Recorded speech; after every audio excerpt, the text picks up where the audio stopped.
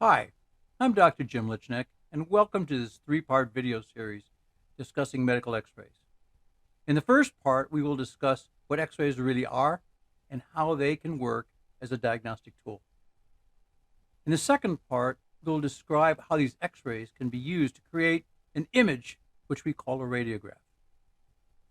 And in the final part, we will show you a few examples of radiographs and emphasize how this medical tool can be very helpful in evaluating and diagnosing a number of conditions seen in the human body. So take a seat, relax, get ready to learn, enjoy, and let's roll.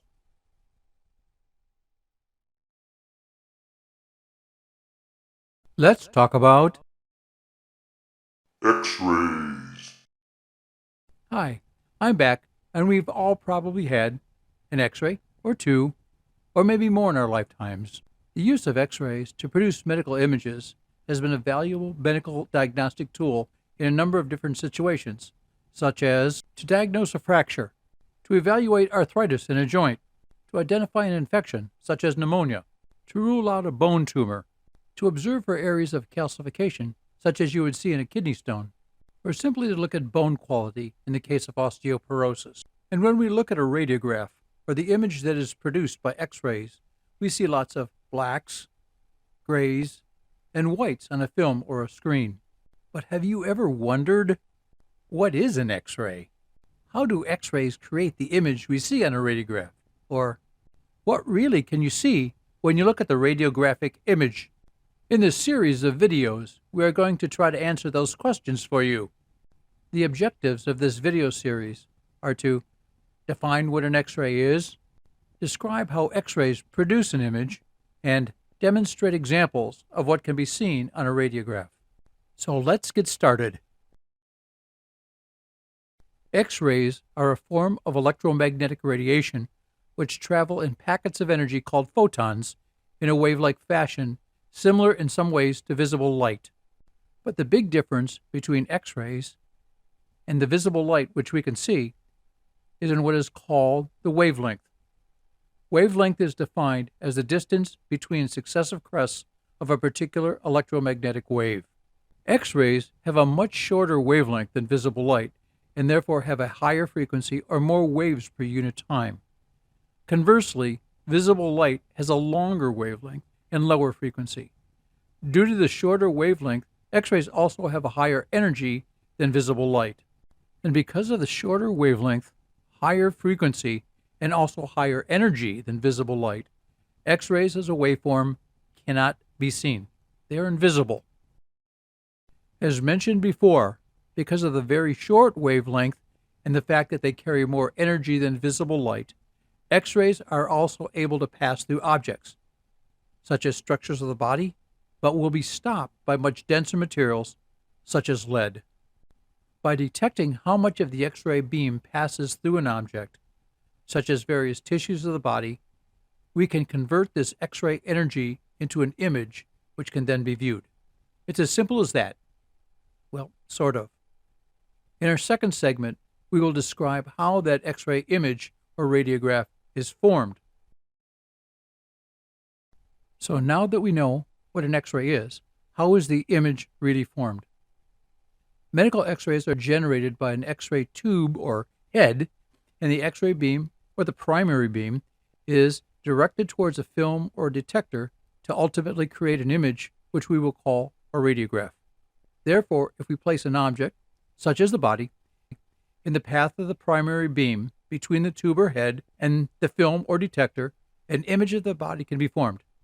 Tell me more. Since the primary X-ray beam emitted from the X-ray tube can pass through tissues in different degrees or amounts depending on the consistency of the tissues, some of the beam, which we would call the remnant radiation, may still reach the film or detector, which will eventually produce the radiographic image. It is the amount of the X-ray beam that reaches and hits the film or detector that results in the various shades of black to white. The more X-ray beam that reaches the detector or film uninhibited, the blacker the image. The less X-ray reaching the film or detector, the whiter the image.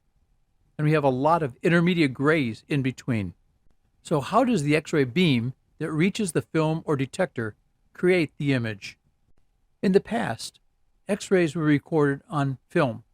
The X-ray film was simply an acetate sheet coated with a silver emulsion. When X-ray photons strike the film, the silver, which incidentally is black, gets fixed to the film. In developing, silver which is not fixed to the film gets washed away. Therefore, in areas of the film where more X-ray photons strike the film, the darker or blacker the image will be because of the fixed silver. Areas where the silver is not fixed and washed away are conversely whiter. More modern imaging is produced digitally and is able to be viewed almost immediately on a computer screen or monitor. The X-ray detector screen is covered in a grid of pixels and bombarded by X-ray photons. When the X-ray photon strikes the detector plate, an electrical charge occurs in an individual pixel, which, electronically, when combined with a full array of pixels, each being bombarded, or not, by their own photons on the detector, will produce the image. Again, the more X-ray photons striking the pixels, the darker or blacker the image will be. So what affects the X-ray beam as it passes through or penetrates the body? There are three main factors that influence the restriction of the X-ray beam, or what may be called attenuation. First, the density of an object. Second, the atomic number of an object. And third, the thickness of an object. Let's start with the first factor, or density of an object. The density of an object is defined as how abundant and tightly packed the matter of a particular object is, or in other words, the amount of mass of a substance in a given space. Obviously, if something is more dense due to a tighter packing of the substance, there would be more restriction to the X-ray beam, or attenuation of the beam. Conversely, less dense, less restriction, less attenuation. As an example, denser anatomical structures, like bone, inhibit more of the X-ray beam from passing through. This results in absorbing more of the photon energy of the X-ray beam within the tissues. Therefore, less of the X-ray beam or photons reach the detector or film, and bone appears whiter. The second factor is the atomic number of a material. The atomic number, which is unique to each element, is the number of protons in the nucleus of a particular atom. The higher the atomic number, or nuclear protons, the greater the inhibition or attenuation of the X-ray beam, and therefore less energy reaches the film or detector, hence whiter. Here we see a hydrogen atom with the atomic number of 1 nuclear proton, which would inhibit less of the X-ray beam than calcium, a major component of bone with an atomic number of 20 nuclear protons, versus lead with an atomic number of 82 nuclear protons, which stops an X-ray beam. The third factor restricting the beam is the thickness of a material. The thicker an object is, the greater the obstruction of the X-ray beam, as well as the longer time the X-ray takes to penetrate through those tissues, resulting in more attenuation of the beam. Let's take the femur as an example. Bone, which has a high density, as well as being composed of a large amount of calcium, being more dense and with a higher atomic number than, say, hydrogen, will appear whiter due to greater attenuation or inhibition of the beam.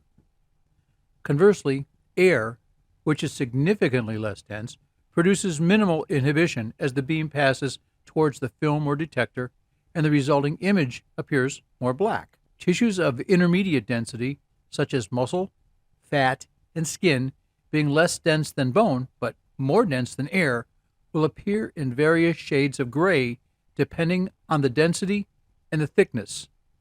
The resulting radiograph demonstrates many intermediate shades from black, air, to grays, soft tissues, to white, bone.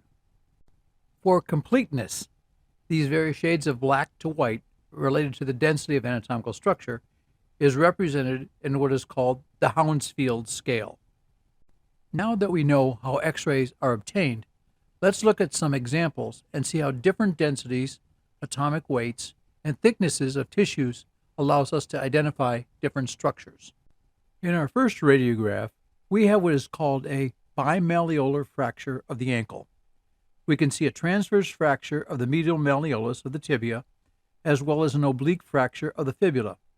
We can also tell that the space between the tibia and the fibula is widened, and the tibia or larger leg bone is shifted medially in this image excessively towards the right. This results in a malalignment of the ankle joint itself, which needs to be corrected to promote adequate ankle function.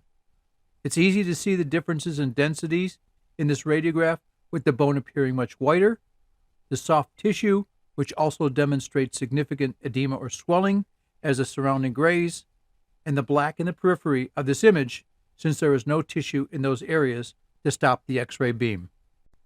I've also included the image on the right as well, because it demonstrates that the fracture has been surgically reconstructed with metal hardware consisting of various screws and a plate.